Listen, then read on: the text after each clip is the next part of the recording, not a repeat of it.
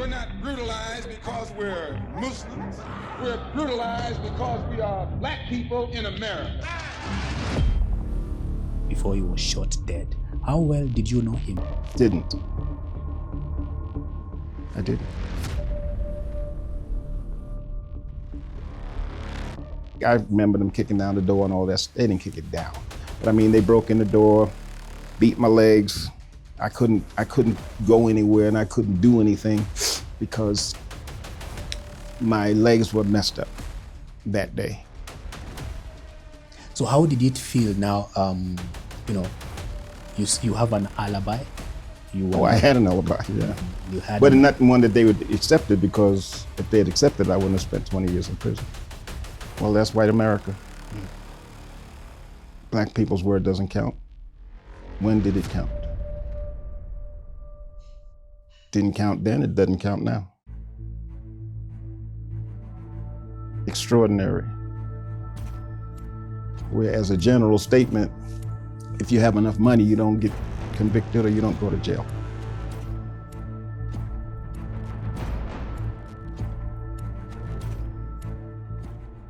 I can only say who knew that I was innocent. The FBI had credible evidence. The police may not have, but the FBI did. The FBI, as well as the police, had special agents in the crowd, in the audience. They knew who was there.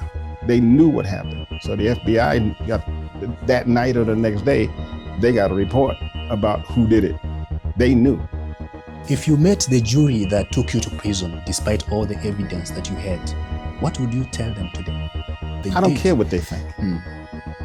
I'm creating a world that I think is right. They can do whatever they want to do. Anybody else too. I have no idea about that. I mean, I could surmise, I could have an opinion, but my opinion is irrelevant. It happened. This is what happened. Everybody got a brain. They can use it. But yourself, do you consider the compensation you got as justice? I don't think I was thinking, I'm not thinking in terms of justice. I'm just thinking about the freedom to do what I want to do now. I was in hell. America for me is the scriptural hell. That's what it is. Why would I assume that I would get justice there?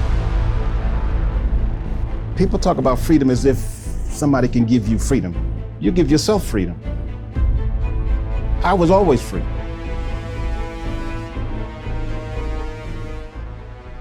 So like 2 weeks after I met him, he told me that he had been in prison. And it was before the exoneration. But he told me that he was innocent. And I always perceived him as a man of honor.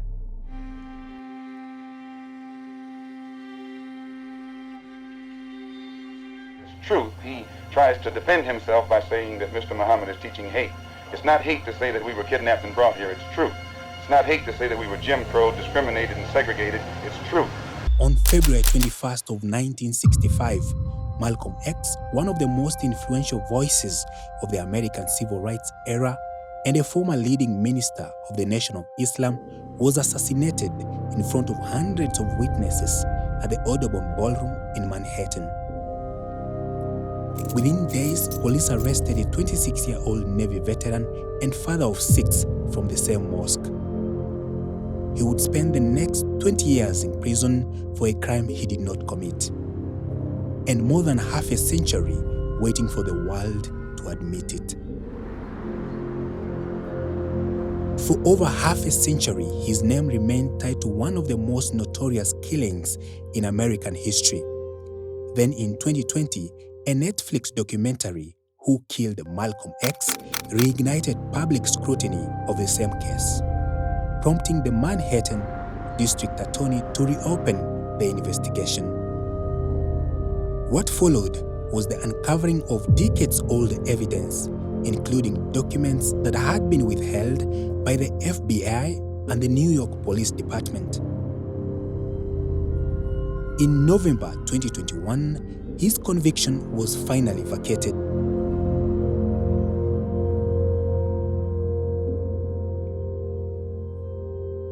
Today, thousands of miles from the Bronx, where he was born, that man lives quietly on a hillside in Kigali, Rwanda. IGIHE met him at his home here, where he now lives with his wife. Before the trial, before the headlines, before Rwanda, there was a boy in the Bronx. I grew up in the United States, in the Bronx, 1938, June 27, 1938. And I didn't grow up in the best of circumstances. I grew up in a poor family, didn't have a father, grew up during the Second World War. I guess in a way of speaking, I was shaped by the effects of the Second World War. Outside of my house, Prospect Avenue is where I grew up. It used to be a place called the Brown Bomber.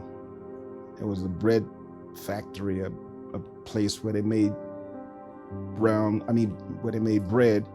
and the place was owned by Joe Louis. That's why they called it the Brown Bomber. So, whenever we said, we're gonna go out and play under the Brown Bomber, they had like a metal piece that went all the way up to the end of the sidewalk, so you can go under and play underneath there without getting in the rain or the snow, whatever it happened to be. And the military had a big light at that time, which is maybe 45, 44.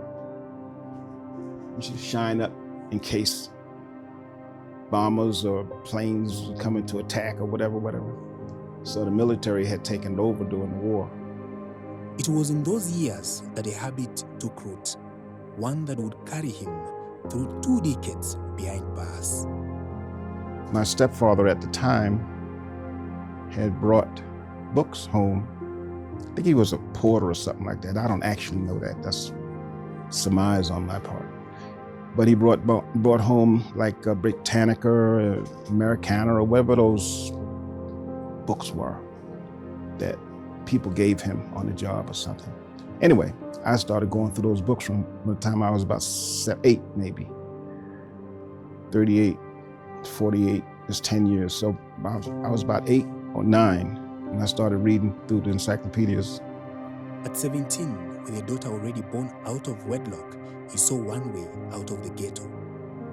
And you talked about the military. Yeah, how did you get into the Navy? I took a test. What inspired you? Well, in the final analysis, trying to get out of the ghetto. That was a way for most. Well, back then, I don't know about now, but back then, many of our people found a way of escape by going into the military. And I think that they made that that condition for that purpose, to get people into the military to do the whatever. And we did it because we needed money. Not necessarily we was gung-ho about the country. Some people were, because they was everybody's programmed. So I don't wanna, the point is, people were inspired to go in the military, some for real reasons, and some for, let me get out of here, trying to get some money, get an education. And some people go in the military even now for education. Our people, I don't know about. But yeah, so what made me go in, I had a child out of wedlock. And was it then? Yes, it was. I went in the Navy, I was 17. And I had a daughter by then. Ignorant, growing up with bad advice, bad environment, all that kind of stuff. So anyway, I spent 5 years, broken 5 years in the Navy.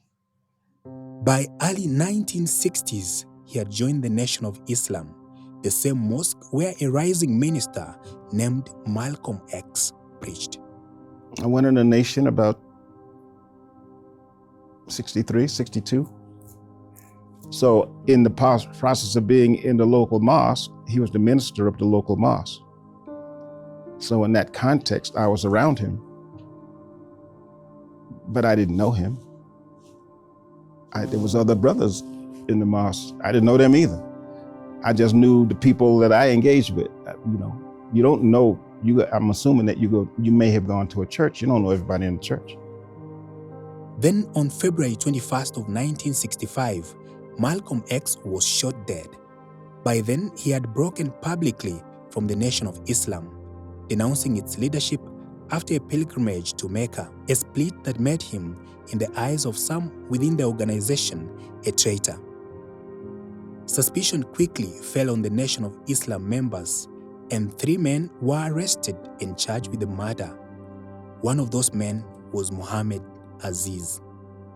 Then April of 1965 happened. Your arrest changed your life. What do you remember most about that day? That day, or the few days before? Anyway, they arrested me. I remember them kicking down the door and all that. They didn't kick it down, but I mean, they broke in the door, beat my legs. I couldn't go anywhere and I couldn't do anything because my legs were messed up that day. One of the 3 men arrested, Talmaj Hayar, admitted on the stand to firing the shots and testified that Aziz and his co-defendant, Khalil Islam, had played no part in the killing. The court convicted all the 3 anyway. He says he had an alibi, a doctor's testimony, evidence that placed him elsewhere. It didn't matter. I had an alibi, yeah. You had, but not one that they would accept it, because if they had accepted it, I wouldn't have spent 20 years in prison. So how did you feel that you had all this evidence and all these guys disregarded it and sent you to jail for 20 years? Well, that's white America. Black people's word doesn't count. When did it count? Didn't count then, it doesn't count now. So how did you perceive the system? Same way I perceive it now. That's why I'm here. How? I perceive it as a place of injustice and all the various things that one can say for dying and being lynched and murdered and all the various things that happen to black people in America. So when I had the opportunity to leave, I did. I didn't stay to gawk at and involve myself in the materiality of America, because that's not what I'm about. So when I had an opportunity to leave, I did. That's exactly why I'm here. He believes the FBI knew of his innocence from the beginning. The FBI had credible evidence. The police may not have, but the FBI did. The FBI, as well as the police, had special agents in the crowd, in the audience. They knew who was there. They knew what happened. So the FBI got, that night or the next day, they got a report about who did it. They knew. If you read, there's things to read, there's things to study. If you read and if you study, you'll see that they knew. That's in fact why I'm talking to you today, because the courts saw or understood that they knew.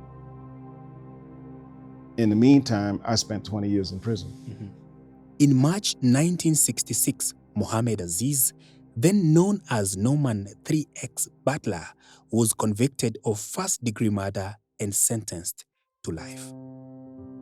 20 years, that is how long he would serve, in a system he says never intended to see him as innocent. How was your life there? Were you treated fairly? When I first came in, me and the Caucasians, the people that run the place, they were scared of Muslims. They were afraid of Muslims. So I went to segregation. I just call them different names, that's what I'm thinking. They call it different things. But anyway, segregation for like 18 months in the beginning, until I end up getting out into population. I didn't go to population meaning where everybody else is. I went to a separate place called a box.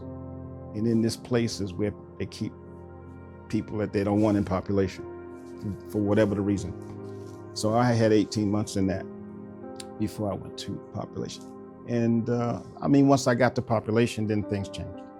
I at first, it was more difficult with the people that ran the place, that is. And as time went on, they got to know me or us Muslims, and had a level of respect for us that they didn't have. And so that enabled me to have a less problematic life, because I was in the pursuit of what I was in pursuit of, which is knowledge.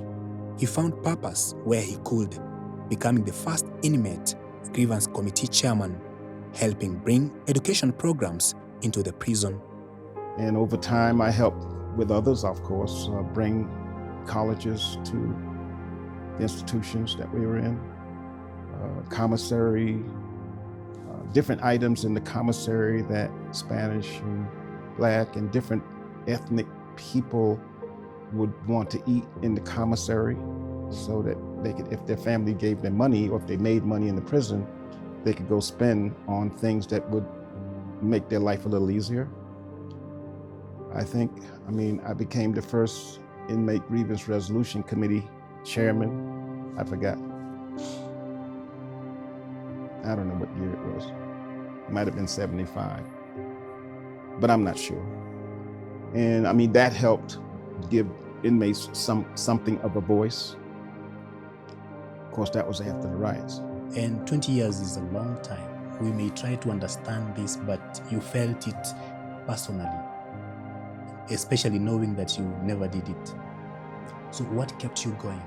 My focus, which still is study, research, analysis, sharing what I learn, what I find out.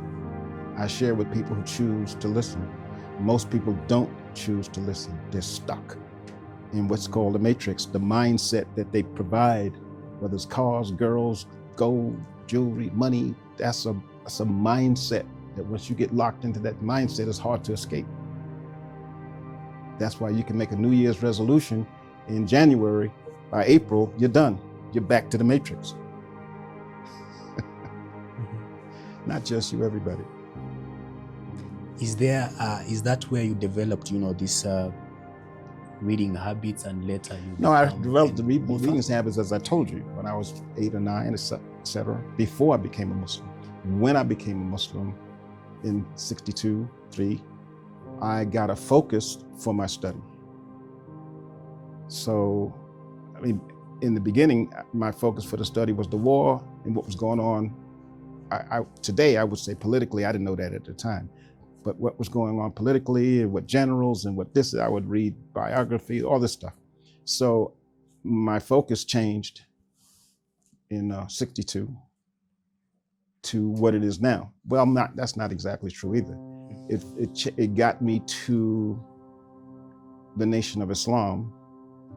And then after that, my development through that got to what we call, or what I call, self-mastery and self-development. And that's what the new song is about, this book. Mm-hmm. And so this book is, I didn't know that I was working on this book. Whenever I do research, I write notes, and so I could I would write essays. My first book, which wasn't printed, was a book of essays. And the essays was, in effect, what I had just got finished studying about. So I would write an essay about it. So I had a whole lot of them. Anyway, as time went by, and I thought about publishing the first book, I didn't. And later I settled on doing this one. And I use, I guess, most of the research that I had done over the years and put it in this one. And took away a lot of what you might call the religious thematic focus, sort of, and tried to structure it using what people would call religiosity, religious discussion, Christianity discussion, Islamic discussion, maybe some other things, scholastic things, but really at the individual, striving to get at the individual through where they're coming from. So a person might be coming from the Islamic perspective, the Christian perspective, academic perspective, whichever, and I was trying to structure it so whichever way a person chose, coming from, as it were, the matrix or the mindset that they put us in, some Christian, some Muslim, some academic, they would find a way for themselves to move in it. But the cost outside the walls was one he could not undo. When you were in prison, your kids grew up without a father. Your wife, you were not there with her. How did that shape your relationship with your family, and even now after you are outside? Well, actually, in a way of speaking, I didn't have a relationship with my family while I was in prison, in a way of speaking. I mean, after a few years, my children came to see me. They got old enough or whatever. But in general, I didn't have a relationship with them. And I don't have that much of a relationship with them now. I hate to say that, but the truth is true. I don't have much of a relationship with them now. So what did it do? It destroyed my family. The one thing that bothers me extremely in terms of the Nation of Islam, FOI, is that they didn't take care of my family. They didn't take care of my children. Yet, they talk about brotherhood. I mean, I was in there with gangsters, and the gangsters were taking care of each other's families. So that was a problem for me. And after you came out, did you try to, to reconnect with them? Oh, sure. What happened? Certainly did. I mean, it's difficult to reconnect with a quote-unquote grown man. A man who thinks, I did this in my life, and I did, how you gonna tell me? And what, in other words, when I came out, my children are all over 30. Right? So it's difficult to, so basically my closest relationship in effect was with my daughter and her children, or at least one of them. And essentially that's that. And why actually do you say you didn't have a relationship with your family? Why? What was the reason behind that? I was in prison for 20 years. Before? Well, before I was stupid. I had two children out of wedlock, remember? Uh-huh. And I went into service, and I didn't have a relationship with those two at all until the end, more or less nearly coming out of prison. So then my wife at the time, I had 4 boys with her, and she passed away. I can't even remember exactly right now, but she passed away somewhere in the 90s, I think, if I remember right. I can't remember all this stuff. And, but I mean, we weren't together all that time. I'm just saying she passed away. And I had the 4 sons with her, but I didn't have any kind of significant relationship with them because they were already grown. However they were shaped, as a tree is bent, so shall it grow. So they were shaped wherever and however they were, but not with me. He was paroled in 1985. It will take another 36 years and a reinvestigation triggered by a Netflix documentary before a Manhattan court would finally clear his name. In November 2021, Mohammed Aziz and his co-defendant Khalil Islam were exonerated. Aziz was later awarded a multi-million-dollar settlement from the New York State and the city. People talk about compensation after all this injustice that was done to you. But yourself, do you consider the compensation you got as justice? I don't think I was thinking, I'm not thinking in terms of justice. I'm just thinking about the freedom to do what I want to do now. Whether they gave or did or whatever is irrelevant, because whatever I have and whatever I got, I have to do something with that. What that amount may or may not have been is not relevant. It's what I do with what I have, or you, or anybody. What do you do with what you have? What I try to do with knowledge is share it and parlay it into something for others as well as myself. So it doesn't matter if it's this much or this much. What do you do with it? That's the point. If you don't do the right things with it, in other words, I've given people money since I got a little bit of money. What did they do with it? Did they use it as a basis to develop their future? No. They did what everybody else in the matrix do. Spend it on this, and this, and it's gone. And then the next day or next month or whatever it is, I don't have any money. Why not? What did you do when you had it?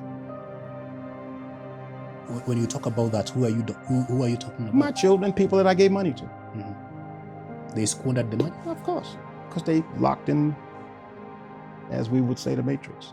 In other words, the system of thought, the system of Christmas, New Year's, all those are lies.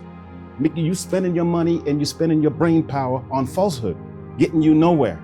Nowhere. Just repeating the same thing over and over and over until you die. And what happened in between? Nothing. Nothing. When you got out of prison, what is the single most thing you wanted to do after you gained your freedom?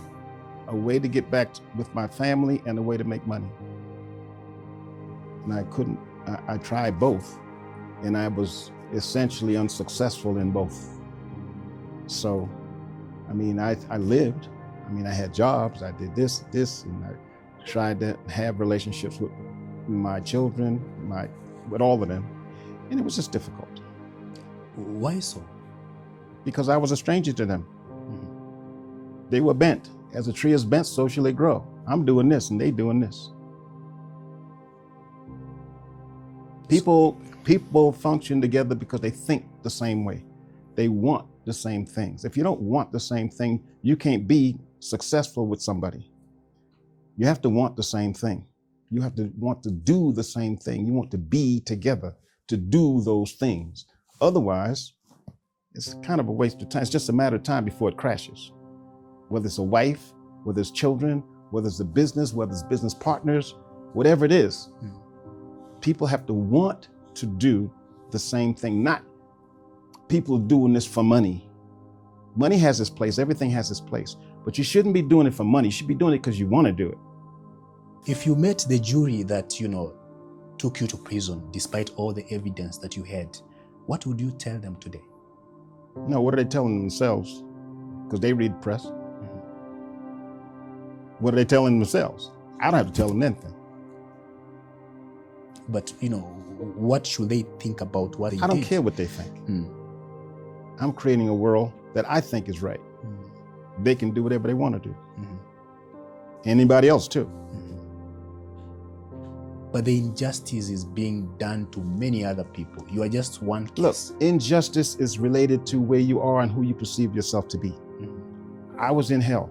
America for me is the scriptural hell. That's what it is. Why would I assume that I would get justice there? Why would I fight for justice there? Think about it. If I think I'm in hell, what justice is there?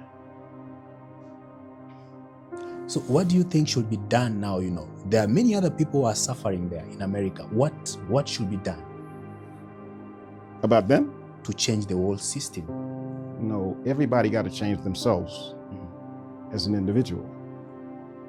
If you don't change yourself as an individual and make an identity for yourself, then how do you stand? We doesn't come into existence until I exists. If I don't exist, how can we exist?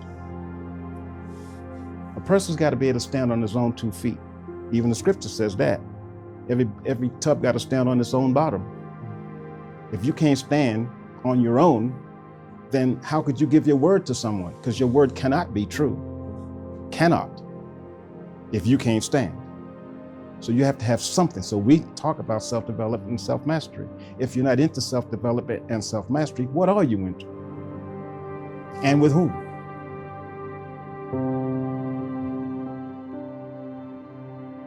Freedom for Mohammed Aziz had a destination. 2 years after his exoneration, at 85 years old, he left the United States behind. I wanted out all the time. I just didn't have the money. I didn't have the capacity to exercise what my thoughts were. So I had the thoughts before the court, but after the adjudication, then I had the wherewithal to do what I wanted to do. And you gained I did your it. freedom. Excuse me? You gained your freedom? No, you got to be careful about the word. People talk about freedom as if somebody can give you freedom. You give yourself freedom. I was always free. I was freed in prison.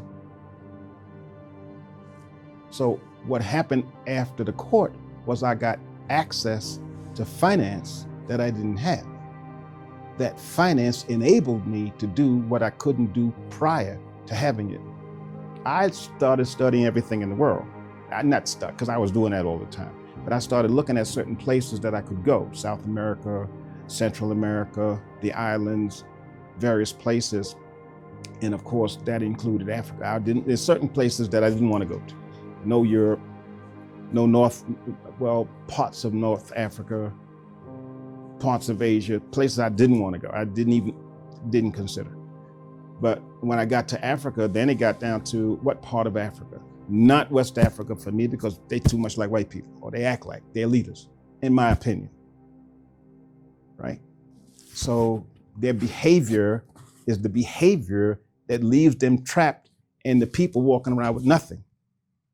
So the leaders get the money from the people over there with these stupid contracts that they sign under duress, and the people got the problem. So here, when I looked around and saw various places, I listened to the president here, and he talks like me, or thinks like me, from my point of view.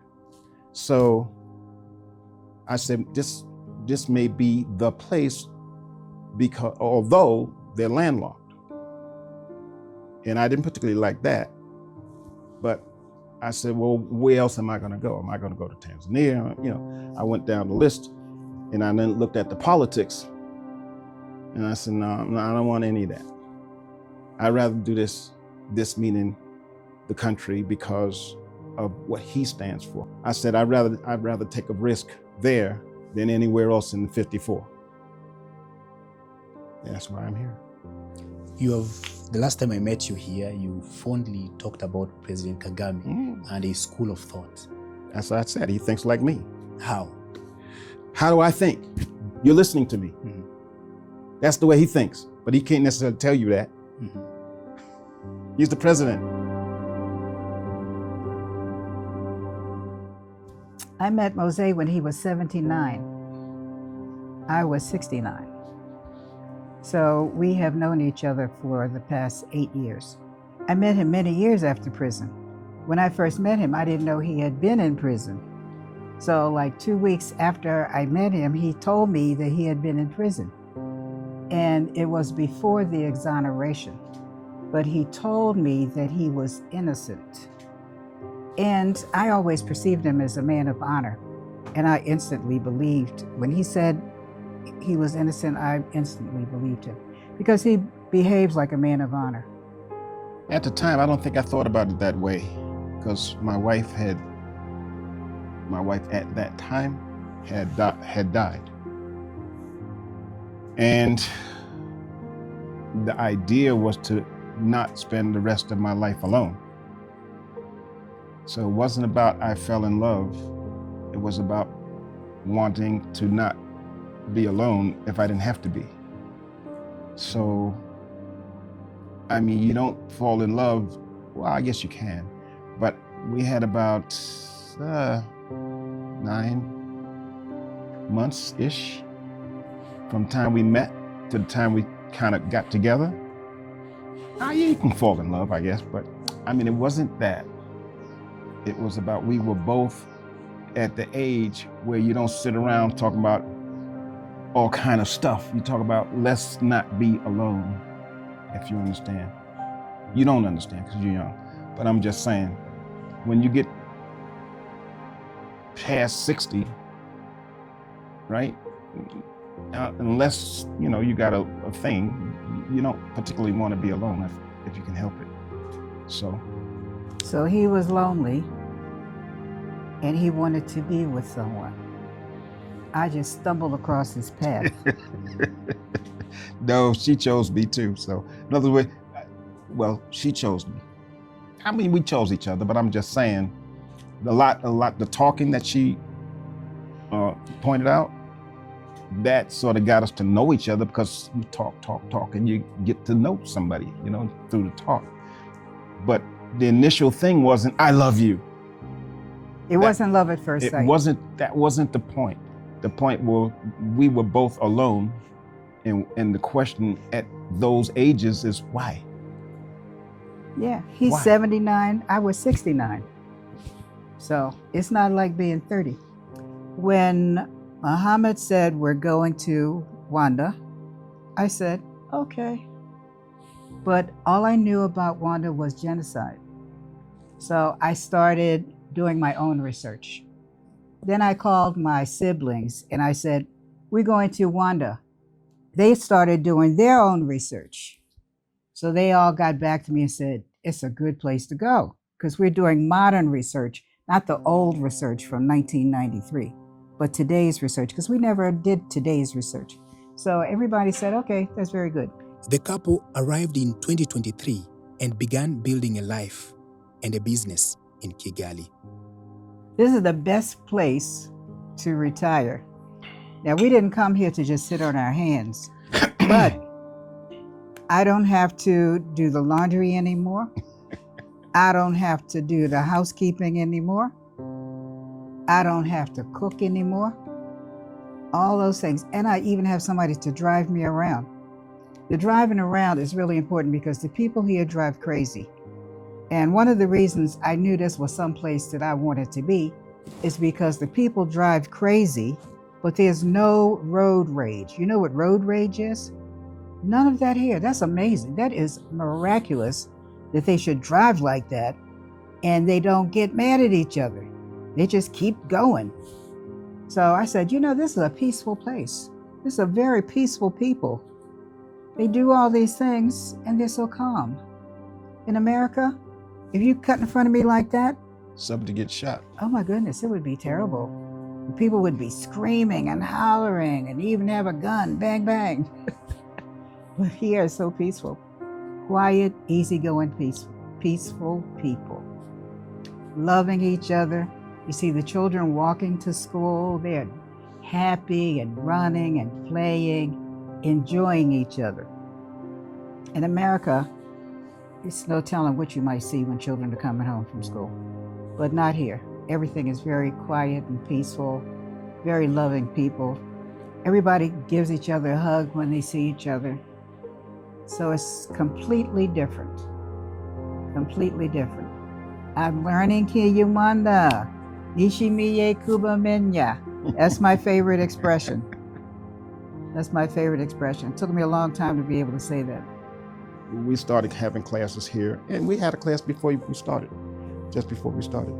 So we generally have an hour. Not that I think that's enough, but anyway, we had an hour. And so now we're doing it 3 times a week. We were doing it twice. I think a month ago or thereabouts, we started 3 times a week. I don't think it's enough for me. I need immersion, you know, but I'm still not getting the immersion that I'd like to have. But anyway, I mean, look, I'm kind of old. I shouldn't say that. But anyway, I don't know if it is easy for me to grasp all of these nuances of the language, which are massive. I don't even know if you realize how massive it is. But anyway, it's massive. But it's coming. It's little, but it's coming. So what is one of your most memorable moments around for 3 years that you have been here? Memorable moments. When I met him. That is Steve. That's probably the moment that shaped all of this. Probably. Yeah. You know, our viewers don't know who Steve is. Who is he to you? Well, he says he's my son. So I got another son from Africa, a son from another mother, if I could put it that way. We fool around saying that kind of stuff over there. But who's he to me? Probably the person that all the other expats would like to have met when they first came. Because many we have heard stories from have met people that in effect led them astray, or they got bad vibes from in relation to whatever's going on in the country or whatever they were trying to do. And so in that sense, they should have met Steve. But of course, they didn't. So how did you meet, and what happened on the first Probably day you my met? wife is the best to talk about that. But anyway, we landed in the Marriott. We landed and went to the Marriott, and talking to the manager, and over the course of time, maybe 10 or 15 minutes in, we asked him about places to buy, places to rent, places to be, places to live, and things like that. And he started writing down a couple of things. And then he says, well, wait, I got a friend, and would it be all right if I call him to come in and talk to you about this? I said, of course. And that produced this. You even told me actually you have applied even for the Rwandan citizenship. You really want to be here. Oh, yeah, I'm here. I'm waiting for the president or somebody to sign sign the page. I'm ready, yeah. I'm not going anywhere. The Aziz family has since poured an estimated $7.5 million into Rwandan real estate and community projects. And since you came, you have been involved in many community projects here. You supported Kwitizina last year. You have a couple of projects around. We want to hear it from you. What inspired you to get into all this? Well, actually the people around me, because I didn't know about these things. So the people around me told me about the various things, because I'm new. I'm just trying to learn what the culture is and how it's shaped, and why do people think what they think, and what they do on given days or weeks or periods of time, what the holidays are, etc. So these things were presented to me. I don't know them myself, but I think I know to some extent the people that are around me. So when they suggest X, Y, Z to me, if I think it's a good idea, I do it because they brought it to me. If they didn't bring it to me, I wouldn't know anything about it. What other projects are you doing? How do you want to see 560 evolve over the next decades? 560? The project, the construction project. 640. Oh, yeah. 640. Oh, yeah. That's the 18. That particular one is 18 apartment, 5-story, 6, 7 if you count the roof in the garage, because the roof is going to be like a place to be. So in that sense, it'd be 7 stories, but 18 1, 2, and 3 bedroom units. We have 8 1-bedrooms, 5 and 5 3s bedrooms, and 5 2-bedrooms. And I think we're making it what we call, or what we perceive to be upscale. In other words, good or better. And hopefully when the people walk in, they will see it and feel it and want to be there. Will it be somewhat expensive? Yes. But that's what upscale is, right? And we have what we call a White House. It's over across the street from the Radisson. I don't know, you probably drive by there, but you see this white building, white wall, that belongs to us. That whole thing from 622 to 644, all of that. The building is here and the rest is just green. So we'll build on the green in due course, depending upon who takes the upper part. And behind 640, there's another area that's also ours. So we plan on doing Commercial, maybe 3 up and 3 down for parking, depending upon the road, what happens with the road. And they do the park on the other side. Depending upon what happens, I'm not sure exactly. So we might end up doing 644 before we do 642 because of the road. We need to know how far we can go down. We want to go down 3. We might not be able to go 3, but we can go 2. But in any event, that would be parking, and then 3 stories for commercial.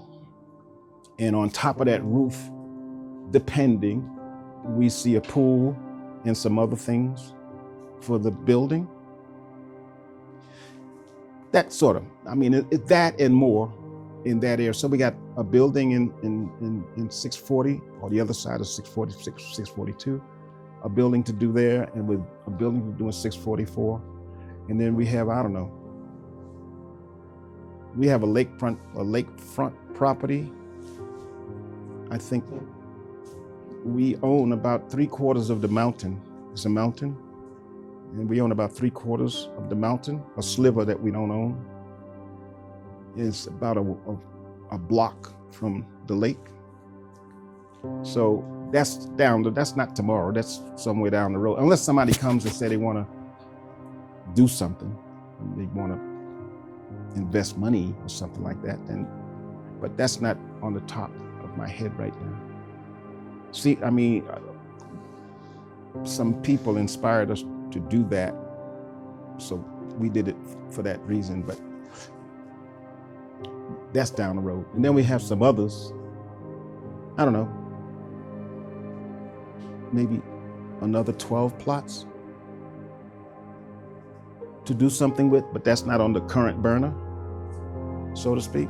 So the primary burner, so the next things in, there was a 642, which is crossed behind 640, and next to 644, the White House. So those are the next 2, unless something else happens. I mean, things happen. But I don't, at the moment, these are the next 2 things. In both cases will be commercial. 3-story commercial. And this one, I don't know, this one might be 4 or 5, 644. That commercial. That should be 2 under 2, 2 stories down. I don't think we can do, if we could do 3, I'll do 3, but 2 stories down for parking. Yeah.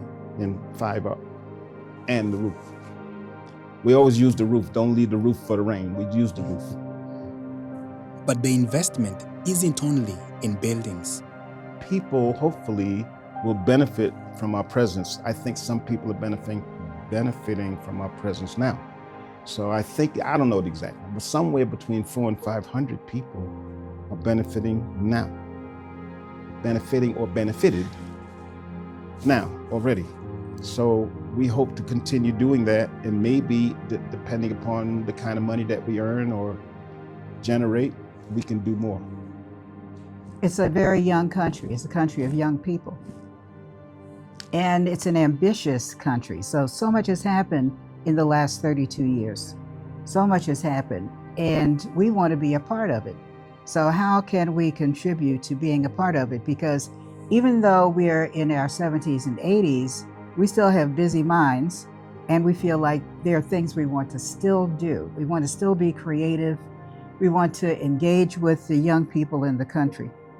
So even though my profession was not education, I've always been an advocate of education. And I think I shared with you before that my mother told her children, you must become educated, because that is a way out of poverty. So we knew when we came here that there are a lot of poor people who lived here, but I still philosophically believe that education is a way out of poverty. So we wanted to understand the schools that were around us and the people in the villages around us. We wanted to understand all that. And so we became familiar with the secondary school and the primary school in our village. Our village is Taba. So we went to the school introduced ourselves, and found out that there are children in the school who could not afford the fees. So we said, okay, let's support some children. And we decided the first one was the secondary school. So we said 50% of who we support will be boys, 50% will be girls, so half and half. And that first year we supported 30 children. 15 boys, 15 girls, and paid the fees. We understand the process now that you pay the fee to the bank, which made me very comfortable because, as we said, we don't know anything about the culture or how you do things. Very different from America. America, you don't pay any fees for public school. Only private school if you want to send your children to private school. So the second year, we learned about the elementary school, the primary school. And when they told me how low the fees were, I said, what? Unbelievable. We will do 100. But then I didn't realize I still got to buy uniforms. I got to buy shoes. I said, oh boy, I'm in trouble. But somehow we were able to do it anyway. So we supported 100 children the second year, plus the 30. So this year we're going to do the same thing. Hopefully the same 30 children will be in the secondary school. And the primary school, we will support 100. Then one of my friends came here from America, and she saw what we were doing, and she said, I'm going to get my church to support 100 children and 30. So they're doing the same thing. So some people from America, African Americans, are supporting children here, and we have applied for citizenship, and we're supporting children here. So we're all committed to the education of young children. The couple has also built educational games designed to teach African children about their own continent. We wanted to do something that was educational but fun, because children learn by having fun. If it's fun, children are going to learn. If it's not fun, they're going to get bored and go away. So I also learned that there are a lot of people here who don't know about the other African countries. And if I say to a grown-up, you know how many African countries there are? And they say no. And I have to tell them 54. There are 54 African countries. So we decided that we were going to make puzzles that would teach people about the continent. And that's how we first started. And we wanted to have a way to support the schools on into the future. So I thought if we created a business that had part of its mission to contribute to other NGOs. We're not an NGO, but we want to contribute to NGOs that support children and other initiatives. So I said, okay, let's start a business. So I have 3 young men who are my Rwandan partners, 3 very, very bright and creative and ambitious young men. I said, okay, you guys become a part of this company. We will sell these puzzles. You can make money forever and ever, and you can give some of that money back to the country to support children and other things. Children learn best when they're playing. The point is to give them something worthwhile to play with, right? You want to shape and guide and direct their mental and emotional construction, internal construction. So you want to give them the words that make them understand the value of what's under their feet. So on here you have what's the products in certain places, what's in those certain places, so that they can know what's under their feet. And when these other people come here and get contracts in control of what's under their feet, they'll understand that they're losing. If they had freedom, they're losing it.